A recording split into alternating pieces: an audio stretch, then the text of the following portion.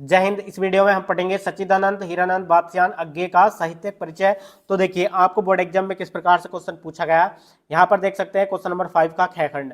निम्नलिखित में से किसी एक कवि का साहित्यिक परिचय देते हुए उनकी प्रमुख रचनाओं का उल्लेख कीजिए। ठीक है, तो देखिए हम सच्चिदानंद हीरानंद बादशाहन अज्ञे का साहित्यिक परिचय 80 शब्दों में लिखेंगे। ठीक है, और उनकी प्रमुख रचनाओं का उल्लेख कर देंगे। इस प्रकार से यहाँ से 5 नंबर बिल्कुल फिक्स हो जाएंगे। वीडियो को एंड तक देखते रहना। तो देखिए यदि आप डायरेक्ट इनका साहित्यिक परिचय लिखना चाहते हैं, ठीक है, तो साइड में एक बॉक्स बना लेंगे और बॉक्स में देखिए इस प्रकार के पॉइंट्स लिख देंगे और उसके बाद आप डायरेक्ट इनका साहित्यिक परिचय लिख सकते हैं। ठीक है, तो देखिए बॉक्स में आपको क्या क्या लिखना है, जैसे कि इनका जन्म कब हुआ, सन 1911 ईस्वी में इनका जन्म हुआ। और जन्म स्थान यानी कि कहाँ पर इनका जन्म हुआ, कश्मीर में। ठीक है, और पिता का नाम क्या है, हीरानंद शास्त्री इनके पिता का नाम है। और भाषा संस्कृत निष्ठ पदावली, ठीक है, इनकी ये भाषा है। और मृत्यु सन 1987 ईस्वी में इनकी मृत्यु हो गई। ठीक है, और इसका दूसरा तरीका भी है, यदि आप साइड में इस प्रकार का बॉक्स नहीं बनाना चाहते तो आप स्टार्टिंग में जीवन परिचय हेडिंग लिखेंगे और थियोरटिकल 2-4 लाइन लिख देंगे। ठीक है, यानी कि उनके जीवन का परिचय 2-4 लाइन में दे देंगे। उसके बाद आप साहित्यिक परिचय लिख सकते हैं। बेहतर ये रहेगा कि आप साइड में एक बॉक्स बनाएं और बॉक्स में इस प्रकार के पॉइंट्स के रूप में उनका जीवन का परिचय दे दे और उसके बाद उनका साहित्यिक परिचय क्वेश्चन के अकॉर्डिंग कर सकते हैं। ठीक है, तो देखिए क्या है इनका साहित्यिक परिचय। सच्चिदानंद हीरानंद बादशाहन जी प्रयोगवादी काव्य धारा के कवि हैं। ठीक है, यानी कि जो सच्चिदानंद हीरानंद बादशाहन जी है ना, ये प्रयोगवादी काव्य धारा के कवि हैं।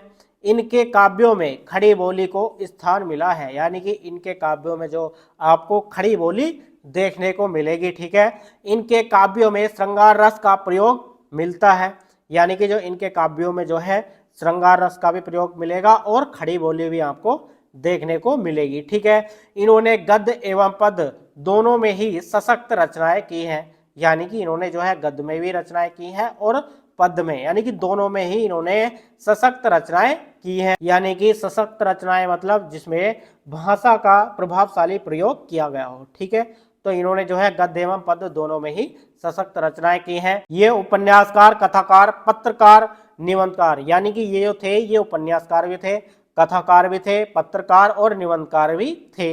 आगे देखिए, तथा कवि के रूप में चिंताशीलता, मौलिक अनुभूति, यानी कि ये जो थे कवि के रूप में चिंताशीलता और मौलिक अनुभूति भी थे। ठीक है, तथा स्वतंत्र कल्पना शक्ति आदि के स्पष्ट दर्शन होते हैं, यानी कि इनमें जो है स्वतंत्र कल्पना शक्ति आदि के स्पष्ट दर्शन होते हैं। यानी कि स्वतंत्र कल्पना शक्ति मतलब किसी भी चीज के बारे में सोचने और कल्पना करने और नए विचारों को जन्म देना। ठीक है, आगे देखिए, इनके काव्य रचना के लिए इन्हें भारतीय ज्ञानपीठ पुरस्कार से सम्मानित किया गया है, यानी कि इनका जो काव्य रचना है ना, इनके काव्य रचना के लिए इन्हें भारतीय ज्ञानपीठ पुरस्कार से सम्मानित किया गया है। ठीक है, अज्ञे जी बहुमुखी प्रतिभा संपन्न साहित्यकार थे, यानी कि अज्ञे जी जो है ये बहुमुखी प्रतिभा मतलब एक व्यक्ति में अनेक प्रकार की योग्यताएं और कौशल होना। ठीक है, बहुमुखी प्रतिभा संपन्न साहित्यकार थे।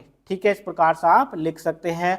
अज्ञे जी उन रचनाकारों में से हैं, यानी कि जो अज्ञे जी है ना वो उन रचनाकारों में से हैं जिन्होंने हिंदी साहित्य को नया आदर व सम्मान दिया है। ठीक है, इस प्रकार से आप साहित्यिक परिचय लिख सकते हैं। आपको यहाँ तक लिखने पर 3 मार्क्स मिल जाएंगे। ठीक है, उसके बाद देखिए इनकी रचनाएं लिखेंगे। निबंध है इनका सब रंग और कुछ राग, आत्मनेय पद। ठीक है, और आलोचना हिंदी साहित्य, देखिए हिंदी साहित्य में क्या है, एक आधुनिक परिदृश्य। ठीक है, और त्रिशंकु। उपन्यास क्या है, शेखर एक जीवनी, नदी के दीप। और कहानी संग्रह है शरणार्थी, जयदोल, कोमा, ये 13 प्रतिरूप। तो इस प्रकार से इनकी रचनाएं और साहित्यिक परिचय लिखकर कंप्लीट कर सकते हैं। ये वीडियो आपको कैसी लगी हमें कमेंट्स बॉक्स में जरूर बताएं। चलिए मिलते हैं नेक्स्ट वीडियो में नेक्स्ट टॉपिक के साथ, तब तक के लिए जय हिंद, वंदे मातरम।